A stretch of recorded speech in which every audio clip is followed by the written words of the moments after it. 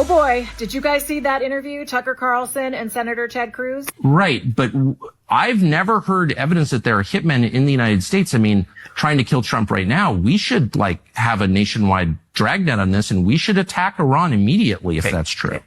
Don't you think? No. Iran, if they're trying to murder our president, there's nothing that you could do that would be worse for the United States than murdering Trump. And I just don't understand why you're not calling for the use of nuclear weapons against the Ayatollah right now. I'm serious. If you really... I know Tucker was trying to do some gotchas on Senator Ted Cruz, but I think maybe he forgot to do a little Googling himself. All right. Gotcha. All right. So that was my homegirl. That was my homegirl, Jennifer Horn, exposing Tucker Carlson. Guys, I got to say this about Tucker Carlson. I was totally appalled and disgusted at the interview. The gotcha trap that he set for Senator Ted Cruz. I say this as a person that loves Tucker Carlson. I think he's one of the greatest political talents that we've seen, quite frankly, since Rush Limbaugh. But I think something happened to him after he was fired from Fox. I think he turned completely bitter. And frankly, I think he turned into more of a MAGA grifter and a jerk.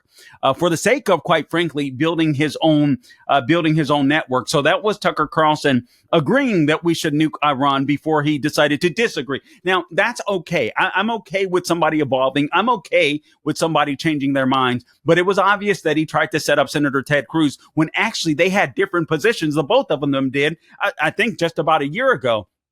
All right. So that was absolutely insane to me.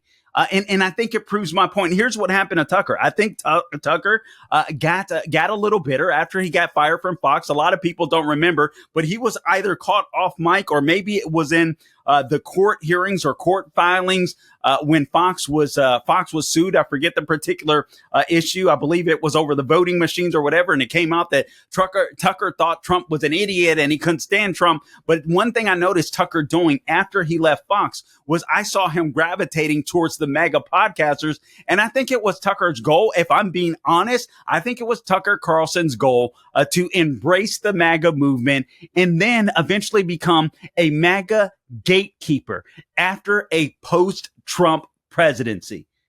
I think that's what he wanted to do. I think that's what he's trying to do. And somewhere along the line, I think Tucker just lost it, frankly. Again, he's a brilliant mind. There's no doubt in my mind that he's a good guy. But this is a guy, in my opinion, that lacks spiritual maturity. And he became kind of a grifter of the MAGA movement. And he's just become a jerk. And I don't like that. I don't want to see that. So I hope Tucker becomes Tucker again. All right. Now, let's move on. I'll just give you a brief synopsis of what's happening with Iran. I want to move on to some other issues that a lot of people aren't talking about. And I think it's very important that we do talk about them. And that includes some issues with illegal immigration and some good news on illegal immigration. I mean, literally, there were 0 illegals that apparently crossed the border in May, which is absolutely insane and unheard of. But I want to talk to you about the enemies within. But I do want to give you an update of what's happening in Iran. And but President Trump has decided to give the Ayatollah a couple of weeks to come to the negotiating table. And I think what's going to happen is I believe that Israel is going to continue to apply pressure. And frankly, I'm not sure what's going to happen. I'm not even sure that Trump is exactly sure what he's going to do. This guy is getting information all the time, up-to-date information that none of us are privy to. Trump said he'll make a decision on Iran in the next 2 weeks. He said talks are possible, but he's also said, listen, man, I may make a decision a minute before, something happens because he wants to be absolutely sure of it. But there's a lot of things that have happened. You had the major hospital in Israel that suffered a direct hit. And as a result, Israel is saying, listen, the Ayatollah Khomeini, he doesn't need to exist anymore. So that was a big blow. You have this Fordo mountain, basically. This is where the uranium is being enriched, or one of the deepest crevices, or the deepest crevice where the Iranians are enriching uranium. And that's what the Israelis want to get to.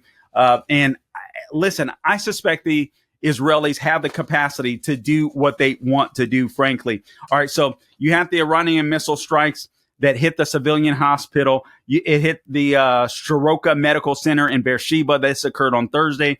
Sirens were sounding across Israel following a barrage of launch from Iran. This is according to Khan News. There's been damage to the hospital along with extensive damage in various other areas. And that was the point where Iran is just like, all right, we've had enough. The Ayatollah has to go. All right. And then now again, you have Trump says we'll make a decision on Iran in the next 2 weeks. Talks are possible. Israel has struck some 20 nuclear sites in Iran because they're spread all over the place, while the world watches whether Trump will green light action over Iran. Israel has already inflicted serious damage to 20 nuclear sites. Now, again, the updated news is that Trump said he'll make a decision within 2 weeks. I suspect Israel is going to continue to soften up Iran.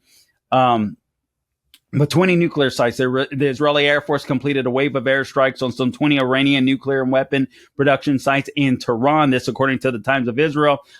Some 60 fighter jets were involved in the strikes, which the IDF says hit, quote, weapons production sites, centrifuge production sites, as well as research and development sites of the Iranian regime's nuclear weapons development project, close quote. All right. And then you have Iran-backed militias that are hitting U.S. bases in Syria. This shows incredible restraint on Trump's part. And this is why I don't understand why the Tucker Carlsons of the world, Candace Owens is out there. And these are people, listen, these are people in our movement, and I love these people, but I think they're putting the cart before the horse. No one knows what's going to happen. Trump has shown extreme restraint. One of the things that I loved about Trump, particularly during his first administration, he made me rethink foreign policy. I love the way he does foreign policy. Listen, we're going to build up our economy. We're down. Listen, if you want to invite some capitalism into your countries, you want to work with us, we're down to do that. We can be friends. Even if we were enemies before, we can be friends. Don't start anything with us. Don't start nothing, won't be nothing. That was kind of Trump's policy. If I got to say something, if I got to do something, I'm going to hit you hard. I'm going to hit you quick. But I'm willing to be friends again. We can come back to the table. We can make amends. That's essentially Trump. I mean, and at first I was like, man, what is this guy doing? You know, we need ground troops. And no. It turns out you could use other methods. You could use oil. You could use sanctions, drive down or turn down nations' economies and stuff like that before you send missiles, before you shoot bullets, before you put troops on the ground. So kudos to him. And I appreciate his. I appreciate him taking time to think through this. No one wants to get in a long, drawn out war. And I do realize that, listen, man, other things could take place. And this is why Trump has to be extremely careful. Frankly, I believe, listen, man, we support Israel. I want Israel to go in. If Israel decides that they need to take out the mullahs, if Israel decides that they need to take out the Ayatollahs, go ahead, Israel, do your thing. That's the way that I feel about it. All right. So anyway, but that's the latest. That's the latest as far as Iran is concerned.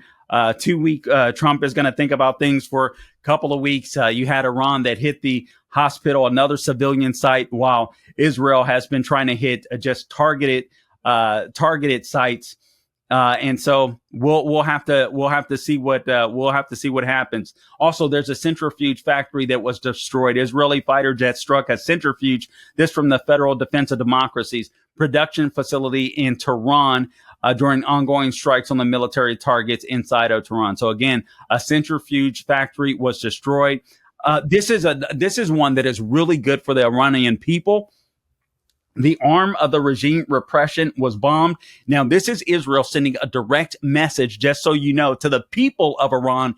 Our fight is not against you. I think this is brilliant. So Israeli Defense Minister Israel Katz announced that Israeli Air Force fighter jets had destroyed the Iranian regime's internal security headquarters, the Iranian dictator's central repressive arm. So you got local reports indicated that the target was the headquarters of the law enforcement force of the Islamic Republic of Iran, whose responsibilities include establishing physical as well as moral and social security to preserve the regime. All right. So why is this important? Because these are the people responsible for repressing and oppressing the people of Iran. This was meant to send a message to the people of Iran. Our fight is not against you. Israel is being really strategic when it comes to this fight. So I support Israel to get rid of these people in Iran. Carl, what's going to happen if the Ayatollah falls? I don't know. And I am aware. Listen, man, just because you get rid of one regime does not mean that a better regime rises up. I totally get that. I do believe it's different when it comes to Iran. And I hope that I'm right. I don't know that I'm right. I'm hopeful that I'm right because I do believe that the people of Iran are different. I believe that these are people that sincerely want freedom. All right. You don't have strong men like Saddam Hussein or Muammar Gaddafi who were evil, who were mean, but stabilized the region. These are people that are leading the people of Iran that are the destabilizing factor. And it's the people that don't want to be oppressed. Speaking of that, when we get back, we got to talk about Whoopi Goldberg. All right. You're listening to the Carl Jackson Show. Hey guys, Carl Jackson here. As you know, our friend Mike Lindell has a passion to help everyone get the best sleep of your life. He didn't stop by simply creating the best pillow. Mike created the best bed sheets ever. They look and feel great, which means an even better night's sleep for me, which is crucial for my busy schedule. Mike is offering the best deal on his Giza Dreams bed sheets. You can get any size and any color, just $49.98. That's right. You can even get queens, kings, split kings, and cow kings, any size and any color, just $49.98. Order now because when they're gone, they're gone. Also for a limited time, when your order is over $100, you'll receive $100 in free digital gifts. All you have to do is call 1-800-858-0263. Use the promo code Carl. Go to mypillow.com. Make sure you use the promo code Carl, C-A-R-L. I don't spell it like the communists. For the amazing offer of $49.98 on the Giza Dream Sheets, any size and any color. That number again, 1-800-858-0263. Promo code Carl. All right, guys, let's talk about the enemies within. First off, I want to play a video clip. This was Whoopi Goldberg. I cannot believe Whoopi Goldberg said this. Many of you have heard about it, but I've not yet talked about it. So let's play clip number 15, Por favor, Gabe, and then I'm going to respond to it. This is Whoopi Goldberg of The View, basically saying that as a black woman, I guess she'll endure just as much hardship as women in Iran. Clip number 15. And it's slow. But let's just remember, too, the Iranians literally throw gay people off of buildings. They don't adhere to basic human rights. Listen, here's the thing. Let's not do that, because if we start with that, we have been known in this country to tie gay folks to the car. Where the Iranian regime is today in 2025 is nothing compared to the United States. Hanging black people. So it is not even the same. I couldn't step foot during this. Wait. That's not what you mean to say. It is the same. No, it's not. The year 2025 in the United States is nothing like if I step foot wearing this outfit in Toronto. Killed for I'm sorry. Well, they were like around. No, I can't have my hair showing. I can't wear a skirt. I can't have my arms out. I'm telling you, I literally said it was up to the Iranian people. Yes, it is up to them. And that's why I am saying that it is the same. Murdering someone for their difference is not good. Whoever does it, it's not good. So that's why I said you weren't saying what I heard was not what you meant. I think it's very different to live in the United States in 2025 than it is to live in Iran. Not if you're black. Not for everybody. Not if you're black. Guys, don't go to Tehran. Do not anyone at this table should go to Tehran. Let me tell you about being in this country. This is the greatest country in the world. But yeah, I know that. And we all know that. But every day we are worried. Do we have to be worried about our kids? Are our kids going to get shot because they're running through somebody's neighborhood? They are not big deals, and I don't mean to say they're not big deals to you, because that's not what I meant. And they are not doing well there either. Okay, I can't take this crap anymore. They are not doing well in Iran. So that's they are not Okay, so that's Whoopi Goldberg. So being black in America is just as dangerous as living in Iran. Yet she said that America is the best place in the world to live, and she knows that. I would encourage Whoopi Goldberg to give up her multi-million-dollar annual salary and move to Iran and see what it's like, and see how women are treated there. See how blacks are treated there. See if she can walk around with her head uncovered, like her co-host was saying. That's one of the dumbest. And this, I actually like Whoopi Goldberg. That is literally one of the dumbest things I have ever heard on television, and everyone knows it. How these people have a show, how these people can be on air nationally is absolutely insane to me. It is an insult. It is an insult to the people, to the women of Iran that literally will get raped, will get murdered, will get hanged, and nothing is said about them. They'll get shot in the street. Nothing, absolutely nothing. Treated like dirt. But Whoopi thinks she's worse off. Sitting in New York City, multi-millionaire, a celebrity inside of the United States, talking about blacks that have to watch their backs. The vast majority of black people are killed by black people in black neighborhoods, and you know it, Whoopi. Stop with this nonsense. Guys, I'm telling you right now, the greatest enemies of the United States are the enemies from within. And that includes leftists. There are 3 stories. I won't have time to get to all of them, but I think this is very important. I wanted to tie them together. There's a story, 3 headlines that I have sitting right in front of me. 2 from AM Greatness. AM Greatness, FBI was originally on Just the News, I believe. But the FBI uncovers intel on alleged Chinese plot to create fake mail-in ballots to help Biden win the 2020 election. I have another here, from the Free Beacon. CARE quietly puts $100,000 behind Zohran Mamdani's bid for New York City mayor. Also, this from the Epoch Times: 0 legal immigrants released into the U.S. in May. How do you destroy the United States? You destroy from within. You destroy from within. You get a bunch of leftists that don't understand the difference between a free America and people that are literally murdered in Iran for showing their freaking faces. You dumb the population down where people are as dumb as Whoopi Goldberg. That's one way where the enemy gets a win over the United States of America. You bring in a bunch of illegal aliens that are unassimilated into the United States of America that don't give a flip about the country, that want to recreate or fundamentally transform America just like Barack Obama wanted to do. You bring in a bunch of people that thinks or that believes that California, the United States, belongs to them, that believes it's not a sovereign nation, and you destroy from within. You destroy our institutions. You brainwash people. Oh, you change our election system. You use a bunch of mail-in ballots to flood the zone. You elect people into office that don't believe in the Constitution. Like what's happening in the in New York City in this mayoral race. Listen to this. FBI uncovers intel on alleged Chinese plot to create fake mail-in ballots to help Biden win in 2020. So the commies of China were trying to help the commies of the United States of America, the Democrat Party. FBI Director Kash Patel announced this week that he located and declassified a trove of documents related to potential election fraud during the rigged 2020 election, quote, including allegations of interference by the CCP. Patel said on X, or posted on X, that he has turned the material over to Chuck Grassley, the Senate Judiciary Committee chairman. The documents detail an alleged Chinese plot to meddle in the 2020 election using thousands of bogus U.S. driver's licenses, quote, to hijack the 2020 election with fake mail-in ballots for Democrat Joe Biden. Oh, so you mean the CCP wanted Joe Biden to be elected?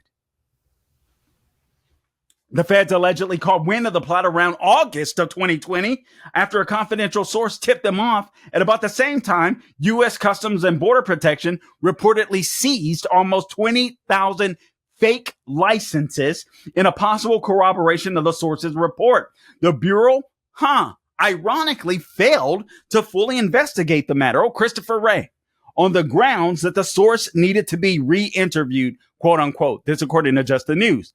The newly declassified intelligence reports from August of 2020 weren't corroborated or fully investigated, and instead were recalled from intelligence agencies at about the time that then Director Christopher Wray testified there were no known plots of foreign interference ahead of the 2020 election in which Biden defeated Donald Trump. Maybe we should bring Christopher Wray back in for questioning under oath. Grassley had previously raised concerns that the documents hadn't been fully investigated and had urged the Bureau to look into the matter. They didn't. They just sat on them.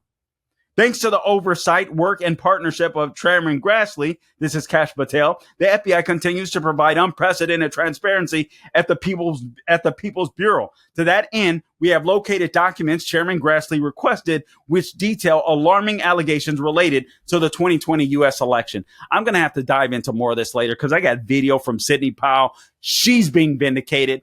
That I want to show you. I simply do not have time for it. You know what's eerie about this? It isn't just this headline. FBI uncovers the intel on alleged Chinese plot to create the fake mail-in ballots. The enemy from within. The FBI tried to hide the information. They just sat on it. Now you got this from the Free Beacon. CARE quietly puts $100,000 behind Zohran Mamdani's bid for New York City mayor. Yeah, this is why I don't want Islamic fundamentalists running the country, because they don't believe in this country. There is a great Satan. There is a little Satan. Whether you believe it or not, whether you're religious or not, they believe it. The anti-Israel group, whose leader said he was happy about October 7th, is quietly funding socialist Zohran Mamdani's bid for New York City mayor. The Unity and Justice Fund, which CARE formed last year to expand its political influence, has contributed $100,000 to New Yorkers for lower costs, the largest PAC supporting Mamdani, according to campaign records. The money was split between a $25,000 gift on May 30th and a $75,000 donation on June 16th. I could go on. But CARE is trying to put socialists in place that believe in Islamic ideas. And then you've got the nanny of New York, Kathy Hochul. I don't have the video right now, saying that she's going to use $50 million of your taxpayer money, New Yorkers, to help fund illegal immigrants stay in the country, help their legal aid. This is insane. We're being destroyed from within. Listen to this headline. It's amazing. 0 illegal immigrants released into U.S. in May. So total nationwide encounters by Customs and Border Protection has hit second lowest average daily number in history. Migrants who illegally crossed into the United States. The numbers are down drastically. Border Patrol released no illegal immigrants into the country in May, a staggering drop from more than 62,000 illegal immigrants whom Border Patrol was, quote, forced to release along the southwest border, close quote, during the same period in 2024. Why is this important? Why does Kathy Hochul want to fund the illegals in New York? I talked to you about this already. The more numbers, the more bodies, the more heads that these blue districts have, the more representation that they have in Congress. This is all about power. The people that are trying to destroy America, we're focused on Iran. And listen, we should be. The CCP, we should be. But look at what the left is doing to destroy this country, from illegal immigration to voting for people, Islamists that don't care about this country. Guys, we have to be just as concerned about the enemies from within. God bless you.